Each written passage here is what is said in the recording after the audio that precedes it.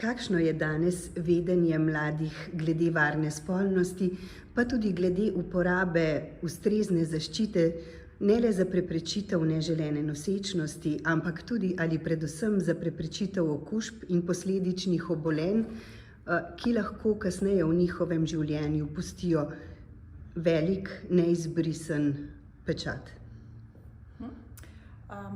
Mladi se v današnjem hitrem svetu, se mi zdi, hitreje soočajo s spolnostjo.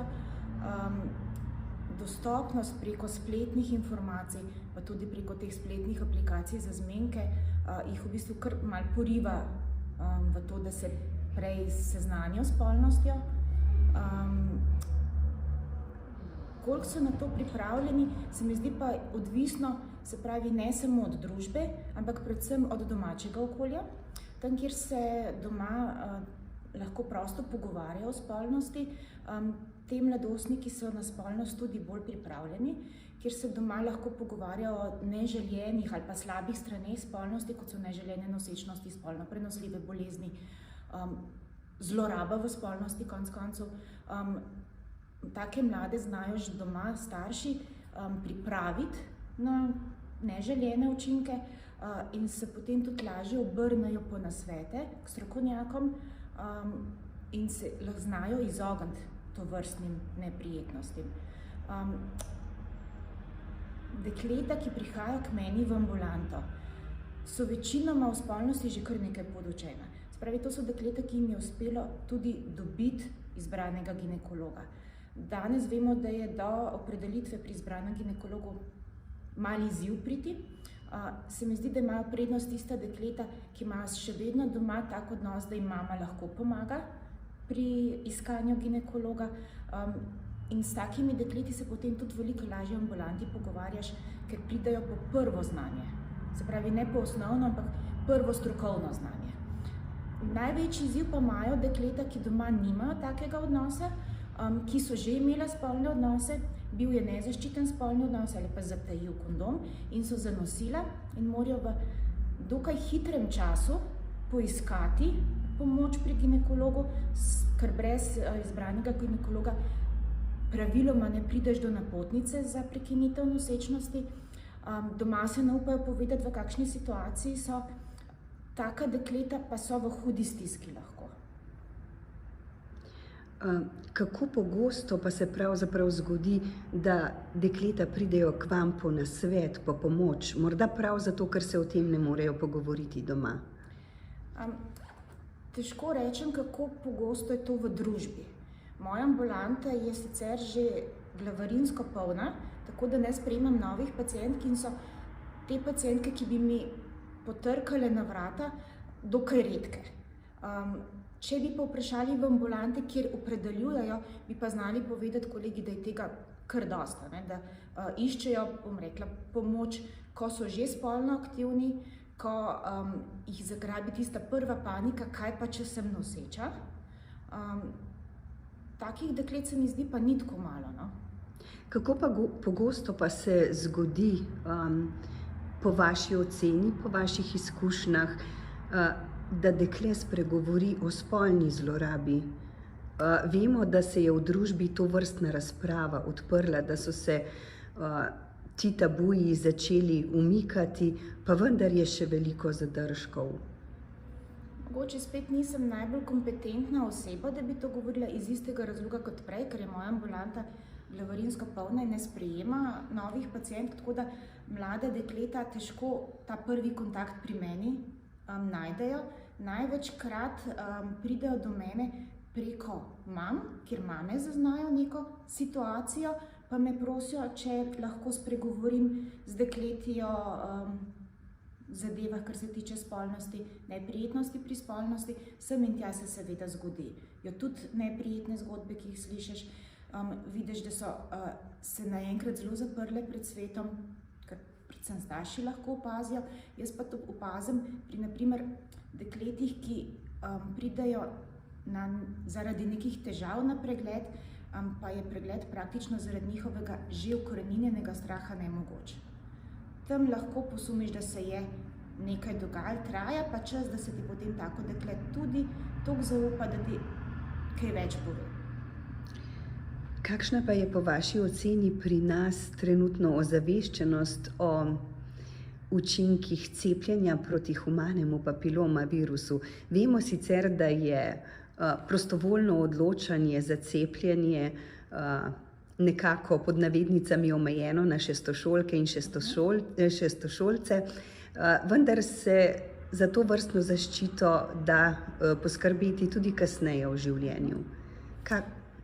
Res je, da priporočenega cepljenja proti HPV so upravičene šestošolke, upravičeni so zadnja leta tudi šestošolci, kar sem zelo vesela, hkrati pa so upravičeni tudi vsi zamudniki, ki so bili v tistem času, ko so bili v šestem razredu upravičeni do cepljenja, pa se takrat starši zaradi njih niso odločili, pa se lahko potem kasneje, to so danes dekleta, kasneje, ko dopolnijo 15 let, sama odločijo. Cepljenje je, še vedno se mi zdi, da je premalo deklet precepljenih oziroma populacije, lahko bi bili boljši, čeprav smo kot Slovenija zelo, zelo dobri na tem področju izkoreninjenja raka materničnega vratu, katerega povzročitelj pa je prav papilomavirus. Smo nekako že kar med prvimi kandidati za izkoreninjenje, kaj ne? Zelo, zelo dobro nam kaže, ja. Izvolite. Se pravi, kdaj se starši odločijo oziroma kdaj mame zastrižejo z ušesi, ali bi bilo dobro tudi za mojo hči, mojega sina, da poskrbim za cepljenje, takrat, ko dobijo one same slabši izvid. Ne pomeni to zelo slab izvid, ampak že dovolj je malo slabši, blage atipije, takrat se zamislijo, kaj pa to pomeni, okužila sem se z papilomavirusom, jaz pa sem se varno vedno obnašala.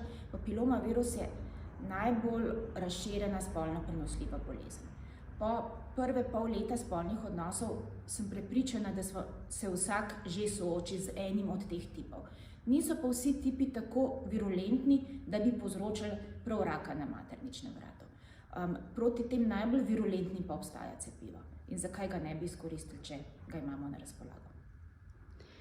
In če se nekako dotakneva še področja kontracepcije, pravzaprav lahko rečemo, da je v Sloveniji na voljo zelo široka paleta tovrstne zaščite, ki je na voljo vsakomur, kaj ne? Ali so tu še kakšni konkretni izzivi, kje vidite področja, na katerem bi bile nujne določene izboljšave? Se pravi, o kontracepciji mislim, da smo kot družba kar dobro poučeni. Ne bi smelo biti človeka, ki ne pozna kondoma, hkrati pa so te nehormonske oblike kontracepcije, kot so kondomi in diafragme, prosto dobavljive v drogerijah, v lekarnah. Po drugi strani nekaj malega vemo o naravnih metodah kontracepcije. Naravne metode kontracepcije so sicer mogoče zelo popularne metode, zahtevajo pa kar dobro poznavanje svojega telesa, svojega menstrualnega cikla in pa tudi oba s partnerjem sta v to zelo vpletena, se pravi, oba morata sodelovati. Na drugi strani pa imamo hormonsko kontracepcijo, po katero pa moraš priti k ginekologu po recept. Tukaj pa prva ovira, se pravi, mladi, ki se soočajo s prvimi spolnimi odnosi, je verjetno najlažje uporaba kondoma, ker je prosto dostopen. Potem pa dekleta, ki imajo izbranega ginekologa, ko imajo prvega tistega malo bolj resnega fanta, se kar pogosto odločijo za posvet pri ginekologu o načinu bolj zanesljive kontracepcije in tukaj pride pa v upoštev ta hormonska kontracepcija, ki je na recept. Na recept pomeni, da je krita iz osnovnega zdravstvenega zavarovanja in ob receptu tako kontracepcijo ne rabiš nič doplačati. Problem pa je pri tistih dekletih, ženskah, ki nimajo izbranega ginekologa oziroma ginekologinje, kajti vemo, s kakšnimi težavami se spopada slovensko zdravstvo, vemo za pomanjkanje kadra. Morda se je v zadnjih letih bistveno več govorilo o specialistih družinske medicine, vendar tako na področju pediatrije kot ginekologije ni kaj dosti drugače, kaj ne? Res je, tudi na primarni ginekologiji je naša mreža zelo podhranjena. Trenutno imamo 154 ginekoloških programov, pa imamo kljub temu še vedno več kot 200 000 žensk brez izbranega ginekologa, to govorim o ženskah, ki so starejše od 15 let. Ginekologu se sicer lahko opredeli že 13-letno dekle, vendar so izbire tja do 15. leta zelo velika izjema. Pomanjkanje ginekologov se zna še dodatno pokazati z navalom upokojitev. Že danes imamo med našimi kolegi 49 ginekologov, ki imajo že izpolnjene pogoje za upokojitev. Niso to vsi ginekologi, ki bi delali polni program na primarnem nivoju, pa kljub vsemu se pričakuje, da bi iz razloga upokojitev v naslednjih 3 letih rabili dodatnih 35 do 40 mladih ginekologov izobraziti za primarni nivo. Zanimanje za primarni nivo je pa žal zelo slabo. In verjetno tudi na medicinski fakulteti nekako ni dovolj študentov, ki bi načrtovali usmeritev v to specializacijo, vsaj predvidevam tako. Verjetno kot študent medicine se še iščeš, katera specialnost ti bo najbolj pri srcu. V času študija krožiš na različnih specialnostih, spoznaš različne specialnosti, dela različnih specialnosti in mogoče se res v ginekologiji in porodništvu ta predstavitev najbolj usmeri na klinično delo, se pravi na bolnišnično delo, ne pa toliko na delo primarnega ginekologa. Mogoče tudi to razlog, zakaj ni tako velikega zanimanja med študenti medicine.